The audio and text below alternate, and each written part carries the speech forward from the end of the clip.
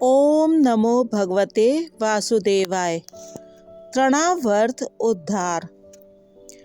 अब आता है तृणावर्त वध का प्रसंग। नन्हे कान्हा पर मुसीबतें आती ही जा रही थीं। मैया यशोदा बड़ी चिंता में थी कि मेरे कान्हा को किसकी नजर लग गई है, जो उसके ऊपर एक के बाद एक आपत्तियां आती ही जा रही हैं। चलिए आज सुनते हैं तृणावर्त वध का प्रसंग। किसी एक दिवस यशोदा जी श्री कृष्ण को अपनी गोद में बिठलाकर दुलरा रही थीं।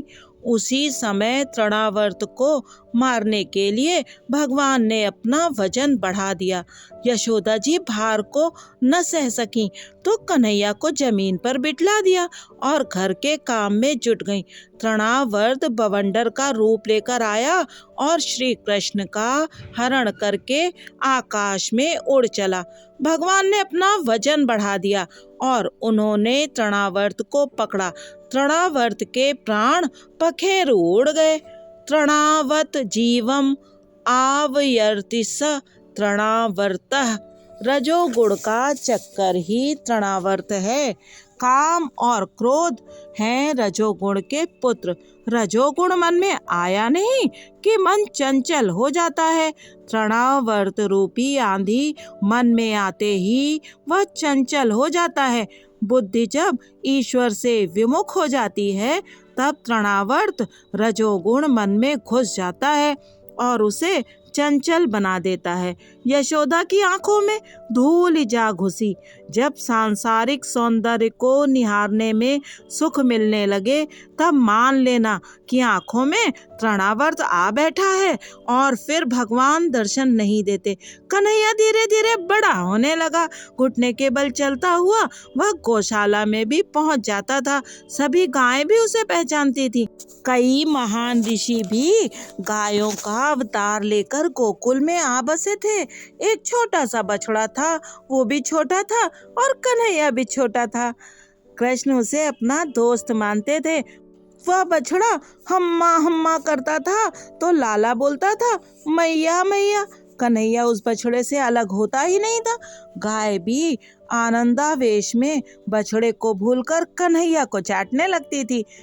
यशोदा जी को विश्वास होने लगा कि हमने गायों की सेवा की है, जिसके फलस्वरूप उनके आशीष से हमें पुत्र मिला है।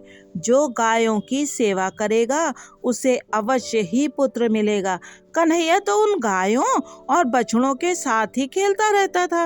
वह गायों की पूंछ पकड़कर खड़ा होने की कोशिश करने लगा। माता कहती, अरे कान्हा, बड़ा शरारती है तू, ये गाय तो तुझे मारेंगी। कन्हैया का एक और नाम कायम हो गया, वत्स पुच्छावलंबनम। एक बार यशोदा जी लाला को स्तनपान करा रही थी। उसका सुंदर मुख निहार रही थी। माता का प्रेम देखकर कन्हैया जोरों से दूध पीने लगा। बालक यदि दूध बहुत पी जाए तो माता को चिंता होने लगती है कि कहीं बीमार ना हो जाए अपना लाडला। जब तक वैष्णव के हृदय में प्रेम उमड़ने नहीं लगता है तब तक प्रभु भूखे नहीं होते। उनकी प्रार्थना करो, नाथ मैं आपको क्या भोजन कराऊं, आप सारे जगत के अन्नदाता हैं। फिर भी मैंने जो थोड़ी बहुत सामग्री बनाई है आप स्वीकार करें। कन्हैया के अत्यधिक दुग्धपान से यशोदा चिंता करने लगी तो कन्हैया ने कहा, माता तेरा दूध मैं अकेला नहीं पी रहा, मेरे मुख में समाया हुआ विश्व तेरे दूध का पान कर रहा है। कन्हैया ने जम्भाई लेने के लिए मुंह खोला और यशोदा जी को समग्र ब्रह्मांड का दर्शन कराया। कन्हैया माता से कहता है, तू अकेले मुझे नहीं अनंत जीवों को दूध पिला रही है, समग्र ब्रह्मांड को तू दुग्ध पान करा रही है।